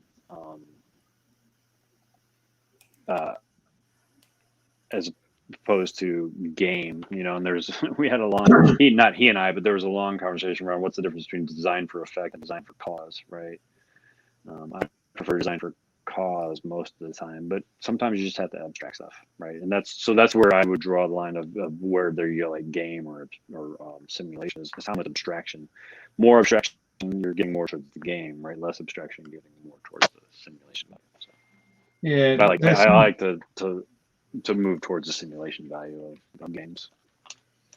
Do you think? I know Stone Steel is a big proponent to a game telling a story while you're playing it. Do you find your game that part of was it part of the design decision, or do you find that your game actually tells the player a story when they play it? I mean, I can't speak for other players. I think they do. And I absolutely agree. I want my games to tell me good stories. This guy, Ian Sullivan, has been doing Facebook posts around, he's played Next War Poland, Next War Taiwan, Next War Vietnam, and he's gotten into great detail about explaining how the games work and how it's been playing out in terms of here's what happened during the turn, and here's how it looks like in real life, kind of very fascinating posts. Cool. I'm hoping he turns them into articles that we can read on Inside GMT. But anyway, that's what I prefer in games, is that they absolutely tell a story. Like we were talking about earlier. I want to play the game, and then I want Tony and I to continue to talk about that particular game for the next 3 weeks, right? Or whatever it is. 2 years later when we meet, hey, remember that time? Yes, I remember. Right, exactly. Because that's what you remember most about the game, is when you have those moments Right. What's Special charge. the typical game? How many counter sheets are we talking? For next War series? Yeah. I think generally they're around 4. 3 and 4. 2, 3 or 4. Two. They come pre-punched and pre-rounded. Yeah, no. No. Two, usually about 2 sheets of actual game counters, and then markers and game counters in the other ones. So. Jester is a very ardent. He hates clipping counters. He absolutely hates clipping counters. So, when you're saying 4 sheets of unclipped counters, he's 2 hours of my life, out of my life, that I'll never get back just to clip counters. But you get to know the counters. 2 maps? Does it usually come with 2 maps? All of them, but India, Pakistan come with 2 maps. India, Pakistan is a single. And I think that's, and Mitch can correct me, but I think that's only because there's no naval in it. And most of the other ones have navals. So. He's obviously checking up something. Mitch, can you hear us? Nope. I think his headphones went dead. Yeah. There we go. There he is. He was there all the time. Yeah. Yeah, the headphones went dead, so I tried to plug That's in here. because Tony, he doesn't shut up. He's just breaking. I've been quiet this whole time. I was going to say, Tony's been pretty good. It's like talking to Tony. It's me. I've been yakking tonight. I've been keen to meet Mitch also, yeah. Well, just like Mitch plays, it's just usually me and Mitch playing, and he doesn't hear me shut up half the time anyway, so. I was going to say, how could you even play a Vassal game with him? You would never get a word in. Yeah, it works out. Oh, my God. He talks, I move stuff and kill stuff. It's all right. You go get something to drink, you come back, he's still talking. Yeah. Talking of games, Mitch, do you play tactical or is it always higher level? Do you play tactical war games? I do. So ATS is very tactical, and I like other ones like MBT. Yeah, I do.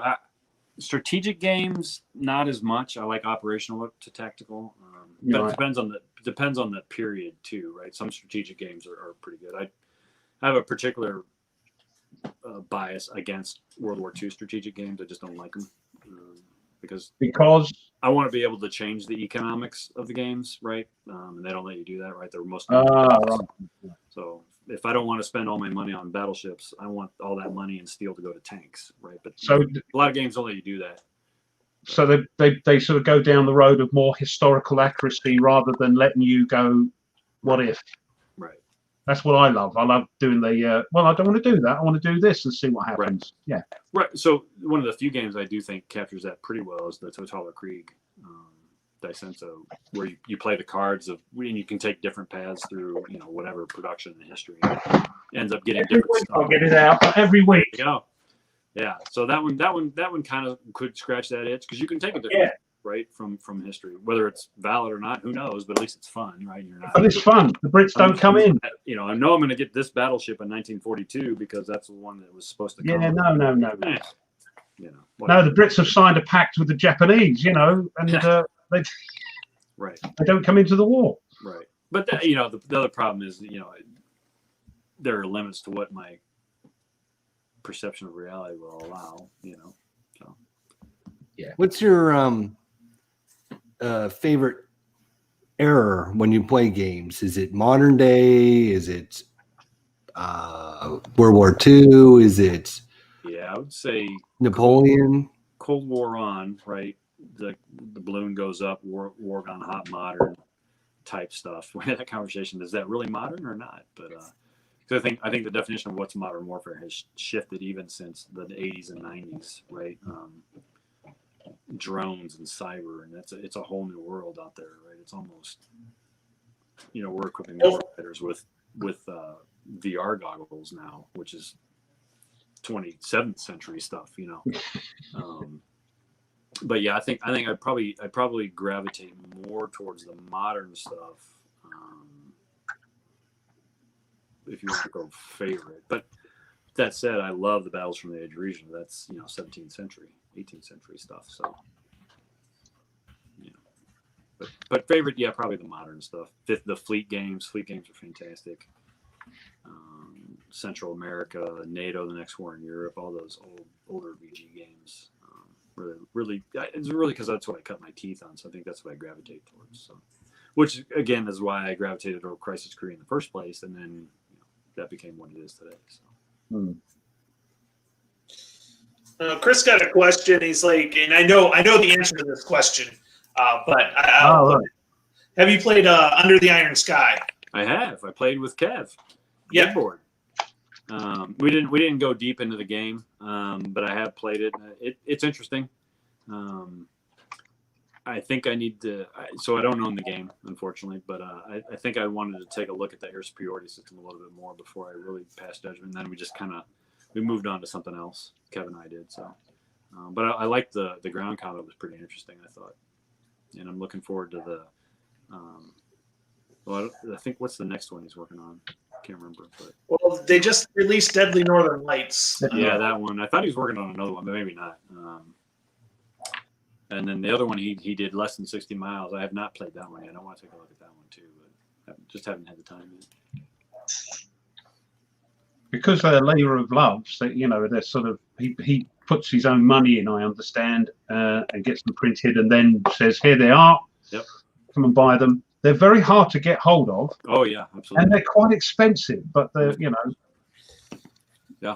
I'm not going to fit it on my 6x2.5 table, am I? No. Don't. She must be obeyed. Has already got the ump over the 6x2.5 foot table. If I buy another 2 to make, I'll be coming over to your part of the world for sleeping on the couch. Perfect. God, I know. Yes. Don't give her ideas. Right. Yeah. Yes, but they are big games. They look great. Again, very complex. Lots going on. But we don't see a lot of playthroughs of them because they're quite hard to get. Heathwell is interested in those books that you reread, or that you. What books are those behind you? Reread the most. Ooh. This is the one I read the most. You can probably figure out why. For Silver Bayonet. Silver Bayonet. Yeah, Silver Bayonet. Yeah. A lot of them. So I read them once. I don't know that I've reread all of them, or any of them, more than once. Do you read all of them? That's a lot. Yeah, for most of them. Wow. So a lot of it is so pleasure, but also if I'm happen to be working on a particular game, a lot of them are reference works. Yeah. Right. So. Right. But yeah, this is where I'm allowed to keep my books. Same here, me games. Yeah, same here. Right. Mm-hmm. They must not cross this line. Yeah, Napoleonics, Civil War, Vietnam, 7 Years War, stuff. World War II and modern stuff's down here below me. But, so you sort them out into chunks. Yeah, that's what we do, isn't it? Yep. Mm-hmm. Yeah, some people can't understand that. It's you've got to be in, and size. Time periods. And then you agonize for days over, does that book really belong there? It should. Right. Yeah. That's us. That's us war gamers. We're bonkers. A little bit, but that's okay. We're special people. Well, guys, if you have any more questions for Mitch, be sure to type them in the chat. We're going to let him go here in a few minutes. And if you have any questions about game design, about the game process, about, what names to drop so you can get in the door, stuff like that. There you go. Maybe his email address or something, so you can email him directly. Hey, I'm all over Board Game Geek and Concept World, so you can get a hold of me. I may not get back to you right away, but I'll get back to you. You regret saying that, Mitch. Yeah, probably. Right, exactly. I'm talking about me. Yeah, well, we know. All right. The last question that I kind of had for you is kind of, maybe we've kind of covered this, but I'm really into the whole, because I keep asking the same question but kind of rephrasing it, but I'm into the whole design process, right? How long, once you've got that idea in your head and you've got a kind of a core idea of the concepts you want to go with, how long are we talking between that and when it actually is released? And when it's finally released, is that the most stressful time, or is that the relief time where you're like, okay, I finally did it? It's kind of a tough question because, so really it comes back to how much time can you spend on it, right? I mean, if you had 8 hours a day to spend on it, it's not going to take you very much time to put it in production, right? I think the problem is because we're a niche hobby and we're not, I know very few full-time game designers. It just takes a while because you get an hour here or 15 minutes here or whatever. And so it just takes a while to put it all together and put the package together. So it could be, for somebody who's just pounding away on it and banging away on it, it could be a year before you have something that you can present to a company. Right. And then after that, it goes into, the one obviously I'm most familiar with is GMT's. It goes into their process of first they have to accept the game. So that goes through that whole, yes, we think it's fun to play. Yeah, we think other people are going to like it. We're going to put it on our list. Now you go back, game designer, and you go figure out and make it, polish it up and get it ready for art. When you tell us that it's ready for art, then we'll put it on the P500. This is the new process, right? We're close enough to art that we'll put it on the P500 process. Now you got to wait. And if your topic doesn't happen to be super hot or whatever, I mean, that could be on the P500 for years, unless you're a coin game or Mark Herman, right? Or Mark Simonich, even for that matter. But because those in days they hit their P500 and skyrocket. But you could languish on the P500 list for a while just because all that time that you and it comes down to marketing too. Is if nobody knows about your game, well then maybe you don't know what you need to do to get it done. So right. But I mean, generally speaking, I would say it's I don't know, a year to 3 probably. Right. A year to 3, and that's solid. I'm working on it, and I'm getting doing what I need to do, and all that good stuff. So. Chris Ridley, I'm sure he's not going to give us that information, but it depends on what you mean by Middle East. I mean, if you mean just like the little sliver of the Middle East, probably not, because like I said before, Israel's like 3 hexes wide, so that's not going to work. Plenty of 7-Year Wars books on these shelves. Any game design ideas about that? Not for me. No, it just happens to be one of my favorite periods. So I got lots of games on it, and I like to play them. So I like. How good at math does a game designer have to be? Better than me. Not super good, as long as you understand probability, right? So your CRT and anything that you want to be a die roll, you should probably understand probability and how that works, right? So D10 versus 2D6, so that's a very deliberate choice, right? I mean, there's a reason that Craps the gambling game, right, uses 2D6. It's all about probability and odds. So understand the choice that you're making for a particular die roll. Yeah, that's more important than anything. I think Mitch is a big D10 fan because I don't know any of the games that you've released that haven't been D10. Nope. So I like D10 games. I don't know why. I just like D10 games. What would you say is the most innovative part of the Next War series games? So it kind of separates it from a lot of the. I mean, we get tons of games every year. I mean, hundreds of games every year. What separates Next War from a lot of the other ones? Is it the topic of the game, or is there some kind of feature in the game? What would you say is the biggest draw to Next War? I mean, at the end of the day, it's a hex and counter war game. It's got Zox, it's got supply, it's got movement, right? I mean, the thing I'm probably most proud of in there is the clearing operations rule. I love that. Yeah. Right. Oh, we've been hearing about this. Tell us about this clearing operation thing. Tony's been months. He's been talking about this thing, and I don't know what it is. So most games, know what it is. Right. Most games, when you move into a city or whatever, you just take control of that city. Well, not so in modern ops, right? I mean, now you've got police, you've got other well-armed militia citizens, or whatever you want to call it, right? who might be contesting that control of that city, and so you have to clear the city before you can call it control. And so you put a marker, you draw a random marker, you put it on, and at the end of the turn, you'll flip that marker and you try to roll better than that number, or equal to or better than that number. And it's always a 6, right? So it's possible 3, 4, 5, or 6, right? If you pull a 6, it's possible you could spend the whole game trying to clear that city. Right? So you got to clear out the enemy units, and then once those are all cleared out, then you got to actually you got to convince the people that you or your units to go into the city. Right, you're pacifying the city at that point. Right? If they don't want to be pacified, then they don't want to be pacified. It's cool. It's cool. Yeah, that was definitely one of my favorite parts of it. Is like, and when you have to do it the first time, you're like, oh crap, this thing is hard, and right. And I was playing the standard campaign game for India, Pakistan, and I think I had part of Lahore. It took me forever to get it cleared out because I pulled one of the 6s, yep. And I kept trying because you can lose units when you're clearing as well, if I remember right. Yeah, if you don't have the minimum safe stacking points. Yeah, you can actually lose units. Right. So I think I'm like, oh, this should be enough, and I pulled a 6.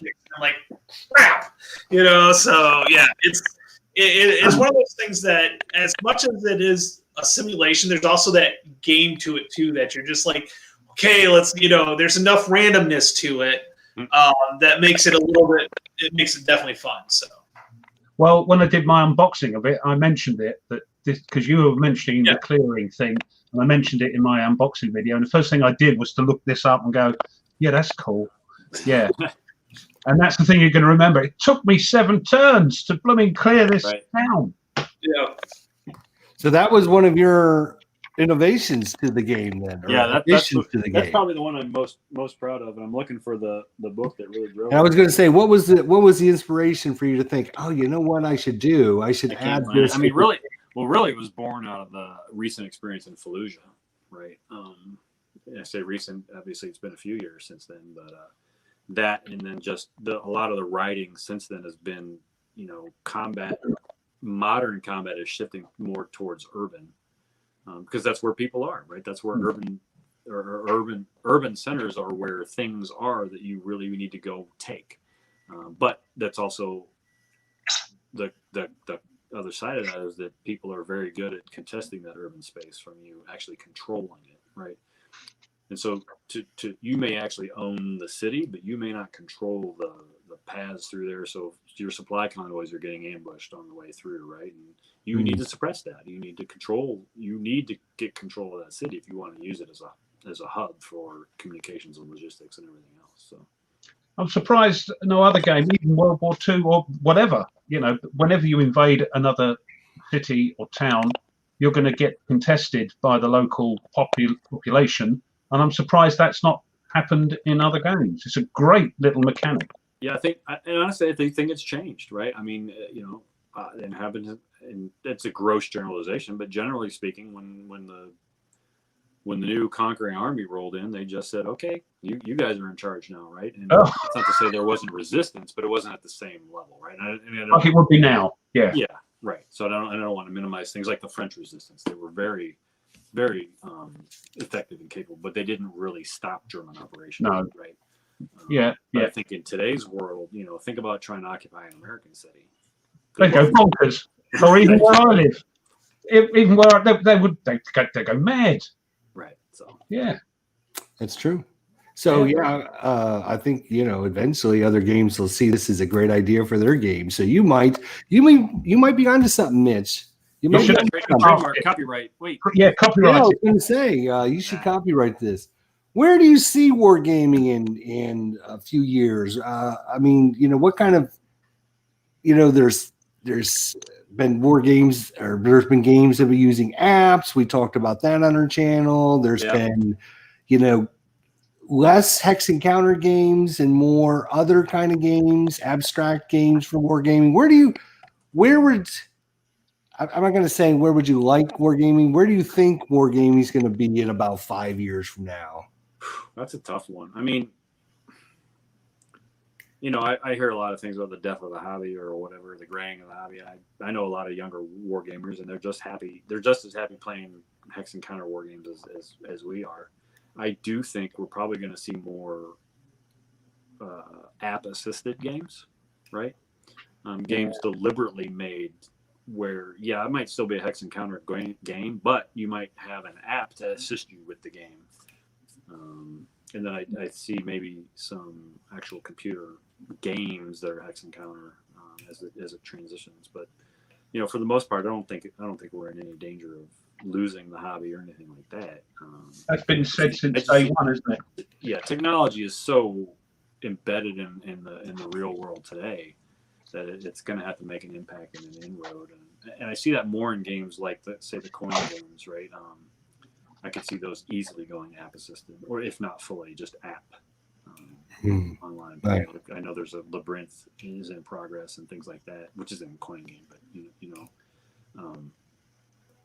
I can see it going that way. But I forget what the game was. Was it Zia Legends of the Drift or something like that? One of them was very, very app assisted game. You couldn't play the game without the app, right? It drove the timeline on the app. Or, a bit like U-Boot. We're War Game of the Year, U-Boot. Well, yeah. Which, I don't have, but. Weirdly on that, I was going to say this later, but I'll say it while Mitch is here, that if you watch No Enemies Here today, Dan made a very good point. He was talking about the best-selling GMT games over the sort of last year from October 2019 to September 2020. Not many hex and counter games in that. You've got things, abstract games like Hunters and Silent Victory, The Hunted, Tank Duel, Versailles, 1913, Nevsky, Labyrinth, the 1800 games, all that sort of thing. The only sort of best-selling hex and counter games were Men of Iron and Stalingrad 42. So interesting, that hex and counter. What do you think? I mean, I think they're here to stay. I don't know that they're going to be, they're going to maintain primacy, right? Well, it looks like that now, doesn't it? I think you're going to get your diehards. Yeah, but I don't think they're going away necessarily. And I mean, we can get into the whole discussion of, what is hex? Is hex really well, you know what a hex is? It's an area. Yeah. So, yeah. And they're different shapes. Yeah. Right. What's an area game? Well, it's a hex game with a different shaped hex. But anyway, Yeah. You could look at that. Yeah. What's a point-to-point game? Well, it's point-to-points with different areas. Yeah. Exactly. So, at the end of the day, they're all areas with differing point values for moving out of different areas or different parts of the, point. I think we should just, accept what's coming along and enjoy them and play them. Absolutely. Yeah. Right. And like I said, I don't think they're going away. I don't think they're going to be, disappear anytime soon. They're still putting big ones out and they're putting little ones out and everything else. So I think we're okay. But, yeah. And I say that, it sounds bad. I think we're okay. We're not, dying, but I think people who like hex and counter games are not going to be disappointed in the near future. So. And what's the size of the counters? What's that? What's the size of the counters, the GMT? Is it one of the newer size? 9/16. Yeah. Is it 9/16 counters? Okay. Because I'm like, do there really need to be half-inch counters anymore for any game out there? I mean, seriously. I mean, what do we possibly need half-inch counters for? To make the maps manageable for us. No. Yeah. They make bigger maps. That's all. That's the only They make games with like 5 maps in them now. They didn't do that before. Now they do. We don't need to keep adding these half-inch counters. Yeah, but the 5 map things have half-inch counters. That's dumb. Create a smaller game, put bigger counters in there. I like on to bigger standard size counters. I don't think we need to have half-inch counters. That's just my. Yeah, no, I agree. But with Men of Iron, you've got half-inch counters. Great Battles of History. That's more clipping that's going to drive people. No, it's not that. They cram so much information on this little counter that I've got to get me. We got to use our glasses. All of us are older. We all wear glasses. Speak for yourself. I can't see. It's a great battle of history. There's like 500 different things on this. Yeah. SPQR. There's like 5 numbers and it's like on a half-inch counter. Yeah, I don't want to worry you, Tony, but they're all the same. All the GBOH games are all the same. I know, yeah. So I just got my new prescription, so I can see them really well now too. as a game designer, how much? I mean, you submit the final, and GMT approves it. It puts it on the Fee 500. How much say do you have in, like, whether or not the game will come with half-inch counters or 3/8 inch count or 5/8 inch counters or 9/16 counters or 1-inch counters, and if it'll come with 1 map or 2 maps or 3 maps? I mean, how much say do you?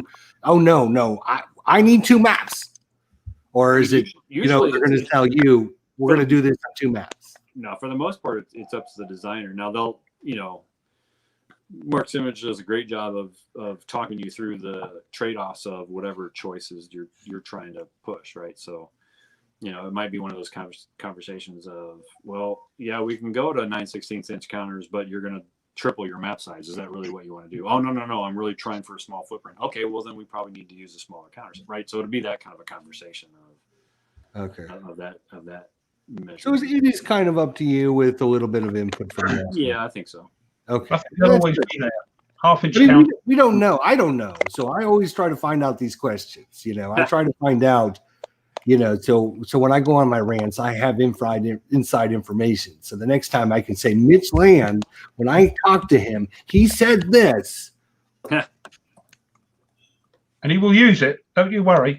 I will. Right. I'll use it next week for sure. I'll find some kind of way. I'm going to throw his name around a lot now. Hey, whatever. Just like Tony's been doing for months and months. Yeah, he built it. The hype behind you, Mitch, was incredible. Well, I will tell you, we currently have 33 people watching this show. And that's 33 more than last. When we normally stream, we normally get 20. So, no, that's 33 more than last week. So Mitch has brought his entourage with him or something. I don't know, but we appreciate everyone coming out and saying hi. And if you got any questions, if you missed anything, be sure to put it in their own conversation. What's that? The viewers are having their own conversation there. They always do. We kind of ignore them most of the time. We need to stick together. Any more questions for Mitch? I used my questions. I had a whole list. Tony, do you have any questions? Nah, I was gonna let you guys talk. The one. Get out of here. Before I met Mitch, I listened to a podcast he was on. I think it was 3 Moves Ahead or something like that. And he was talking about next North Korea and how he had to kind of upgun the North Koreans because it wouldn't be much of a game. and I always thought that was pretty interesting, and how they probably would last about a week just because of the petrol, just because of fuel. So that was always something I've always kind of kept in the back of my mind. So, one question I've got, if I may, I remember reading an old Reddit. See, I've done a bit of research, Mitch. Be worried. Be very worried. That yonks and yonks ago, years ago, somebody asked you about, do you play solitaire games? And you went, oh no, I don't play solitaire games. Don't like the AIs. They're nice chuckers. Do you still, with the innovations of solitaire games? And some are quite complex and some are very, very good. Do you still hold that view about solitaire games? Because I play solitaire games because I've got no friends. Yeah. What do you think? I don't play a lot of games that are designed as solitaire. Yeah, I mean, it's not solo friendly. Solitaire games. No. I don't, because most of the time I end up, at the end of the day, looking through it and going, okay, now I figured out the AI, so now I can beat the AI. Right. Even if it's a random card draw or something like that. Right. Well, at that point, yeah, you're not really. That's not really an AI. No, it's not an AI. No, I mean with the. But honestly, there's some kinds of solitaire games I do. So I like Phantom Fury a lot, right? But it's very random as to what you draw and what you have to face in that game, and so that's part of why I don't mind that particular game. It's bordering on the chaotic. Kind of fall on some bot. I don't, I'd rather. Just Following flow charts and things. I can understand that. Right. So you've not come over to the dark side. Yeah, it's very few and far between that I find a solitaire game that I really like. Mostly because it just ends up, to me, seems like it's just a lot of die rolling. Whereas I'd rather just make the decisions on the AI's part and be done with it. Right. Yep. I can understand that. But I get a lot of people, they like it that way. So that's fine. He's got a lot of friends, Ruff. I do. If you were a little more personable, I know sometimes I'm trying to schedule a game with him. He's like, "No, I'm busy all week." I tried to schedule a game with him too, and he kept putting me off. It's you. Go figure. Yeah. I bet if I asked him, he'd play. I am blessed with having a plethora of opponents. I will say that, right? I mean, from local guys to guys like Tony that I can play online with. So. Yeah, that's the other part of it is I don't ever have to go to the solitaire route if I don't have to. Why is there almost no hypothetical games? I don't know if he's specifically talking about. What about unconditional surrender on a random map? Yeah, they are kind of having their own conversation, aren't they? Yeah, they are. Yeah. And that's cool. That's great. That's great. One more question before I go. Mitch, given your design experience so far, what is the one advice you'd give an inspiring designer other than start? Make the game you want to play. Because at the end of the day, that's all that matters. If you don't want to play it, nobody else is going to want to play it. Right? I mean, it sounds really good trite point. And simple, but that's really what it is about. Is make the game that you want to play. At the end of the day, if it's no fun for you, then it's probably not going to be any fun for everybody else. Don't try to think about, I want this to be the next Twilight Struggle, or I want this to be the next, whatever. Is this the game that you want to see? Honestly, for most of the games that came after Next War Korea, even Next War Korea, I wanted to play that game with an actual map and real counters because I wanted to play it, and that's why I made it, right? And that is what gives you the impetus to stick to it, to put in the long hours for low pay, right? To finally see it published. Next War, Middle Earth, Lord of the Rings. There's Gondor, there's Mordor, there's Thor. I mean, the possibilities are endless. Plus, you don't have to really worry about the air war. You could just get rid of all those rules. I want Next War Mars. Somebody else asked for that too. Yeah, spaceships and Martians and yeah. That would be good. That way you don't have to lie about making it all up. Right, exactly. You don't do any research. Great. Spacesuits and ships. Right. Spaceships. Let's see. Any other questions that we have there? About the Britain. The Nazgul. Yeah, that's true. You will have the Nazgul to worry about. And the Eagles. Don't forget the Eagles. Oh, that's right. The Eagles and the Nazgul. You could have a whole magic system with flying characters. Think about it, Mitch. Oh yeah. The last special guest we had on here, I talked to him about a fantasy game as well. And he said design it, didn't he? Yeah. You do it. I got it designed right here. Right here's our design. All we have to do is just change a few of the icons. No, he said he did it. He did a gene on you. He said, "Do it." Right. Steeler fan says he's got a question, but I don't see it. Maybe. Let's see. If you've already answered, how did you get into the game design, Mr. Land? I missed some of the. So we talked about it a little earlier. If you want to kind of go over that again, that'd be great. Sure. Yeah. Gene basically said, "Hey, you want to do Next War Korea?" That's how it started. I mean, it was really that simple. So I bugged him enough about the work that he was doing that I ended up getting roped into it. I wish Ray would do the same thing with you, by the way. But that's.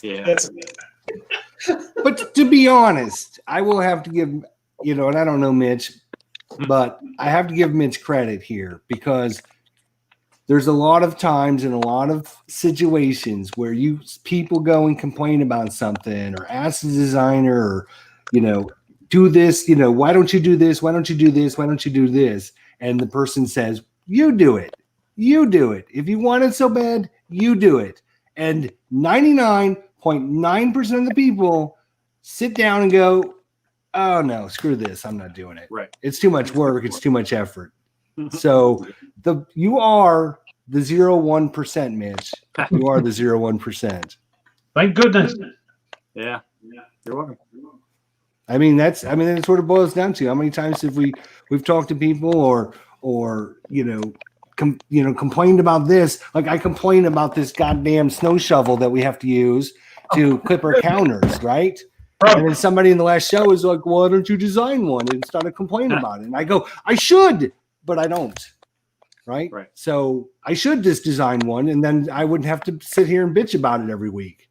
Just use British or American plastic, I think is the answer.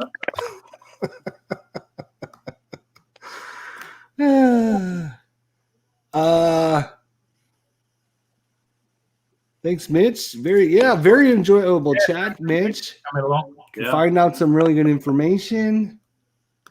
A lot of good info about game design as well, which is the interesting part for me. And finding out, if you had 3 traits for a good game designer, what would those traits be? Attention to detail. Willingness to work, right? I mean, you got to put in the effort for sure. And then creativity is always good, right? Because some of the hard part is taking all this. So, we talk about simulation versus game. How do you fold some simulation down into something that's abstract enough that it's still fun and still appropriate?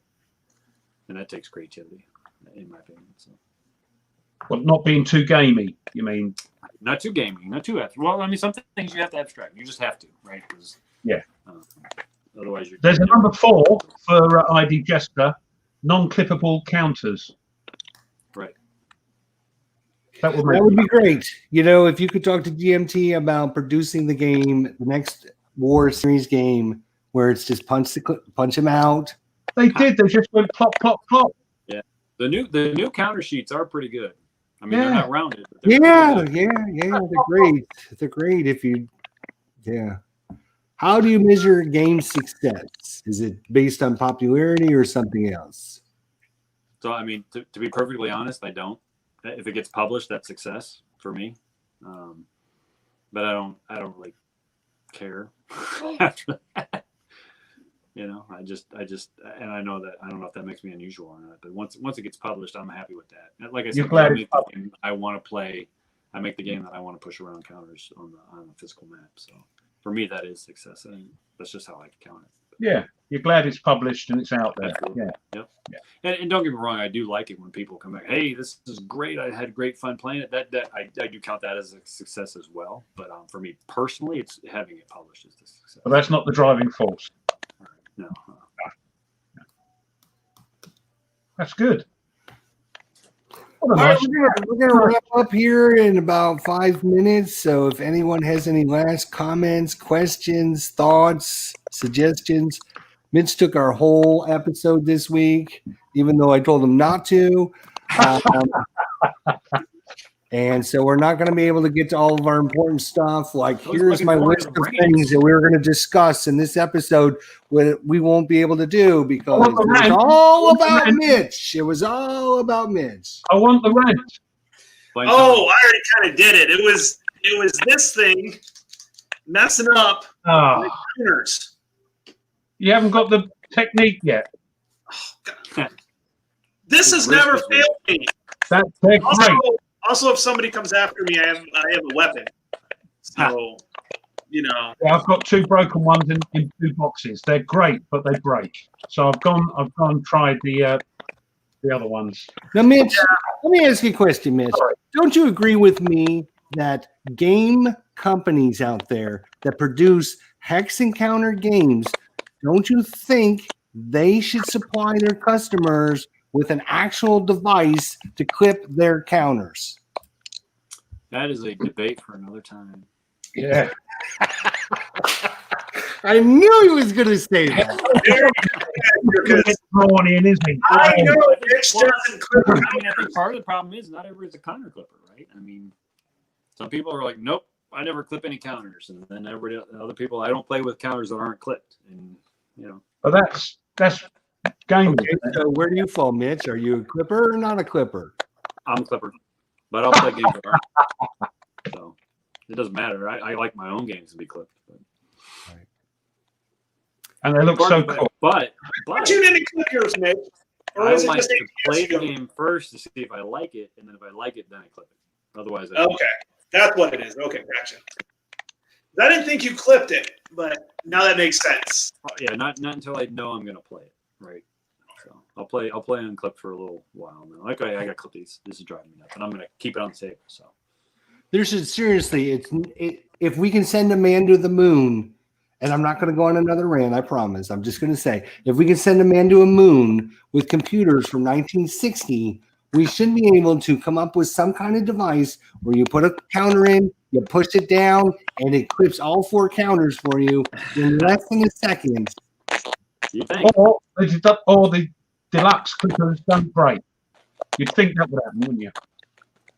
Two sets. I'm not happy. We go on about a few things on our regular show, Mitch. So you got dragged into it, unfortunately. Yeah, apologies for that. Yes. If I ever did miniatures, Heath, well, I'd never paint them. I do not have that. All time. Yes, Steeler fans asking when I'm going to try and finish the. It looks like I think he. I don't know what he's. We've got 2 Mitchell lands here. He's froze. He's had enough. He's back. I think he's like, screw this, I'm out of here. I can't listen to these guys anymore. Oh, wait. I think he's back. I think he's back. He wants more. He wants more. We've got 2 Mitchell lands. I don't know which one to get rid of. I think his other one died. Yeah, had to switch devices. Oh, we're getting ready to exit out anyways here in a minute, but yeah, I appreciate you coming on, giving your insight, talking all kinds of good information for me about game design and talking about Next War and introducing some people. Again, if you guys are just joining us, Where you been? You missed a lot if you're just where joining. you been? I want to bring this up again. How do I do that one last time? Nope. Hey, it's me. Oh. There we go. I got rid of the rest of them. That's the way it should be, just like that. Anyway, if you want to find out more about the Next War series, you can find out a really good, actually, pretty good, decent designer's YouTube site. I would recommend it. Next War series. Learn more about the game. Subscribe to his channel. We see if we can get him some subscribers too. He can also, leech off of me like the other guys do. Get some subscribers. See what we have to put up with. Oh yeah. Mm-hmm. That's about it I've got. What else you got, Tony, Ruff, Mitch? Anything? Nope. Thanks for having me. It was great. Yeah. It's great fun. Thank you, Mitch. You have a good Thanksgiving? Oh sure. Yeah. Did you eat lots of good food? Is that like Christmas? It's like Christmas, but all you do is eat. So Yeah. That's Christmas. Well, thank you everybody for joining us. We do appreciate it. Next week's special guest, Big Board Gaming. He's going to try and make his long-awaited appearance if I can keep Tony and Ruff to not piss him off again. Don't put him off. Don't worry. I'm going to email him. I'm actually I'm playing OCS with him tomorrow, so I'll make sure. Remind him he's scheduled for next week. So I know for sure if he can make it. So he's supposed to be scheduled. Sorry. Steeler fan keeps asking when I'm going to do the live playthrough. When I can. I haven't forgotten. Don't worry. I know everybody else is either finished or racing through it, but it's going to be done. Don't worry. Sorry. Thank you. All right, guys. See you next week. Thanks, everyone. Thanks, Mitch. Yep. Thanks, Mitch.